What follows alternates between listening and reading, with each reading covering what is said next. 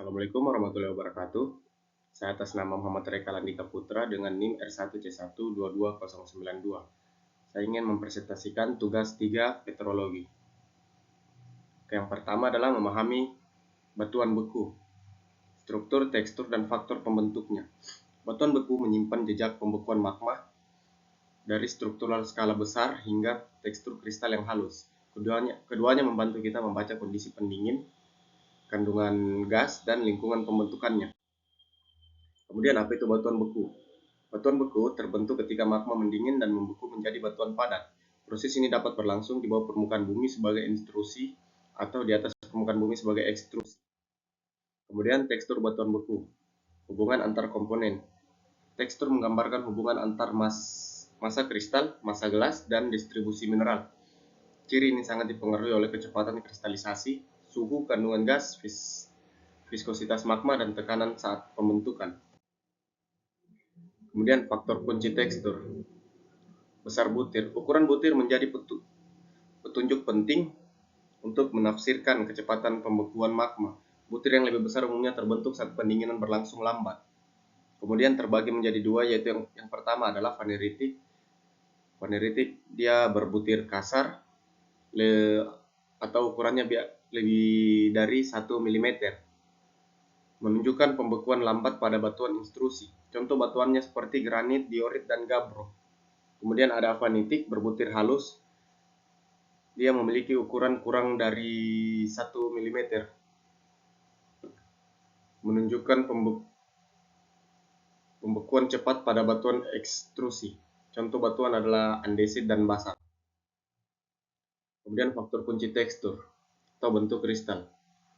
Bentuk kristal memperlihatkan ruang tumbuh yang tersedia saat magma membeku. Semakin besar kristal berkembang, semakin sempurna bidang kristalnya. Adapun bentuk-bentuk kristal adalah geohedral, bentuk kristal sempurna dari bidang jelas. Kemudian subhedral sebagai sisi kristal terbentuk dengan baik. Kemudian ada anhedral, berbentuk kristal sempurna karena ruang tumbuh terbatas. Kemudian gelas. Kemudian kita masuk di hubungan antar butir. Faktor kunci tekstur. Hubungan antar butir. Susunan antar butir menunjukkan apakah kristal tumbuh seragam atau bertahap. Pola ini membantu mengenali sejarah pendinginan magma. Ada terbagi menjadi 4, ada equigranular atau butiran seragam, ada inequigranular, butiran tidak seragam, kemudian porfiritik, phenoxyrit besar dalam massa dasar halus. Kemudian ada vitrifirit seperti porfirit tapi massa dasar berupa gelas. Kemudian klasifikasi berdasarkan derajat kristalisasi. Derajat kristalisasi menunjukkan seberapa jauh magma berubah menjadi kristal. Perbedaannya penting untuk mengenali sejarah pendinginan dan komposisi batuan. Yang pertama adalah holokristalin, seluruhnya terdiri atas kristal. Contoh batuannya seperti granit, diorit, dan gabbro. Kemudian yang kedua adalah hipokristalin. Hipokristalin dia adalah campuran kristal dan massa gelas. Contoh batuannya seperti andesit. Kemudian ada holoyalin. Holoyalin adalah seluruhnya berupa massa gelas. Contoh batuannya seperti obsidian.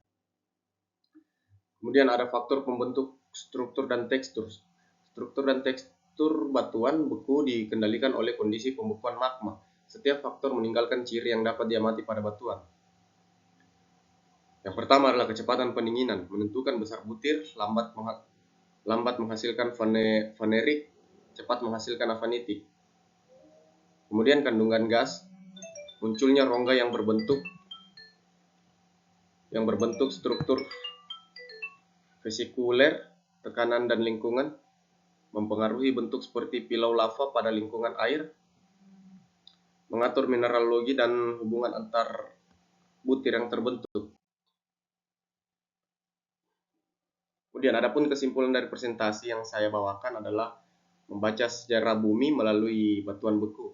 Struktur dan tekstur batuan beku adalah catatan geologi yang merekam proses pembentukan magma jutaan tahun lalu. Dengan memahaminya, kita dapat menafsirkan sejarah pembentukan batuan dan lingkungan geologi purba secara lebih cepat.